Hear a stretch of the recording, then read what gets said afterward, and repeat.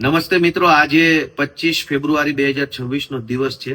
આજે ગુજરાતની વિધાનસભામાં મેં ગૃહમંત્રીને એક પ્રશ્ન ઉપસ્થિત કર્યો હતો કે 2012માં સુરેન્દ્રનગરના થાનગઢ ખાતે જે દલિત હત્યાકાંડ થયો, પોલીસે ગોળીઓ મારી દીધી દલિત સમાજના યુવાનો ઉપર અને એના કારણે નિર્દોષ યુવાનોનો જીવ ગયો. એ ઘટનાને આજે 15 વર્ષ થવા આવ્યા છે, પરંતુ એ ઘટનામાં ન્યાય મળ્યો નથી. એટલે એ ઘટના આજે ગુજરાતની વિધાનસભામાં ઉપસ્થિત કરી અને મેં એવો પ્રશ્ન પૂછ્યો હતો કે દલિત હત્યાકાંડ થાનગઢમાં જે થયો એના પછી સરકારે જે તપાસ કમિટી નિમી હતી એનો અહેવાલ પણ 2013માં આવ્યો.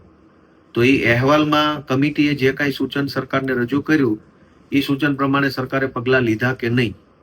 તો સરકારમાંથી ગૃહમંત્રીએ મને એવો જવાબ આપ્યો કે ભાઈ એ પગલાં લીધા નથી, હજુ વિચારણા હેઠળ છે, એવો મને લેખિત જવાબ આપ્યો. 2012ની ઘટનામાં હજુ વિચારણા ચાલુ છે કે પગલાં લેવા કે ન લેવા. તો કયા મોઢે આ ચાલતું હશે? પછી એવું થયું કે આજે રાત્રે હું અત્યારે અહીંયા ગાંધીનગર બેઠો હતો અને અચાનક જ વાલજીભાઈ ત્યાં નીચે મને મળી ગયા. આમ તો મને ખ્યાલ નતો કે અહીંયા છે, પણ અચાનક કુદરતના પરવાને તે આજે મને મળી ગયા. અને વાલજીભાઈના દીકરાનો જ આ પ્રશ્ન હતો. પાછું મને તો ખબર નથી કે વાલજીભાઈ અહીંયા ગાંધીનગરમાં હશે કે અહીંયા ધારાસભ્ય નિવાસમાં હશે, પણ સારું કુદરતનું કરવું કે આજે હું બોલ્યો ને આજે અચાનક જ મને મળી ગયા. એમણે ભાવ વ્યક્ત કર્યો કે મારે 2 શબ્દો લોકોને કહેવા છે. તો વાલજીભાઈ કયો 2 શબ્દો જે તમારે. મારા દીકરાનું મર્ડર જે કરી નાખ્યું, મારે એક જ દીકરો હતો અને જે મર્ડર કર્યું 2012માં, ત્યારે 16 વર્ષની એની ઉંમર હતી.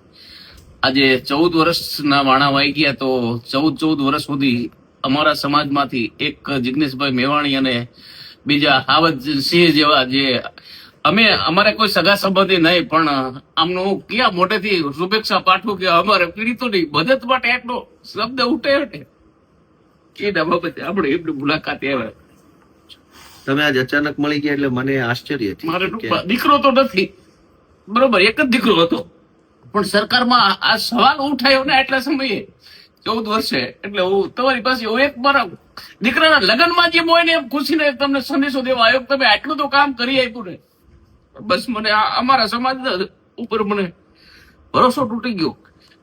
વારંવાર કદાચ કહી શકે તો કહી શકે છે, ઘણા બધા ધુરંધરો બેઠા છે અમારા, એટલે આવું છે.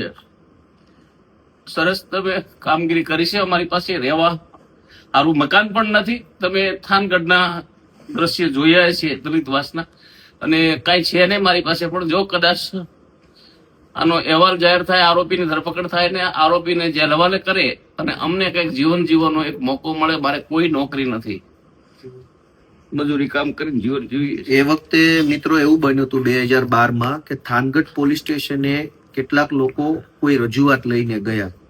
થાનગઢ ગામની અંદર કોઈ ઘટના બની હશે 2 સમાજ વચ્ચે કે 2 વ્યક્તિઓ વચ્ચે, અને એના કારણે કેટલાક લોકો થાનગઢ પોલીસ સ્ટેશને FIR લખાવવા માટે ગયા.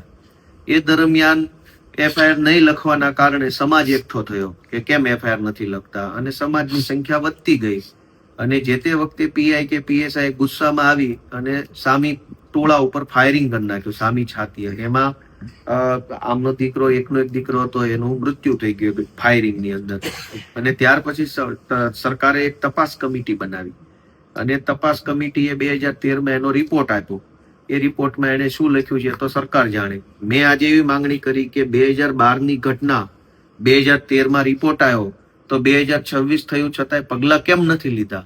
હવે એક બાપે પોતાના દીકરાના મૃત્યુ પછી ન્યાય માટે 15 વર્ષ સુધી રાહ જોવી પડે તો વ્યાજબી વાત નથી. સરકાર તો બહુ મોટી મોટી વાતો કરે છે. એટલે આજે મને અંદરથી જ મનથી એવું થયું કે મારે આ ઘટના ઉપર રજૂઆત મૂકવી જોઈએ, અને મેં મૂકી. અને વાલજીભાઈ આજે અચાનક જ કુદરતી મને મળી ગયા, એટલે મારું સૌભાગ્ય છે કે જેમની ઘટના હતી એ પોતે આજે મળ્યા છે.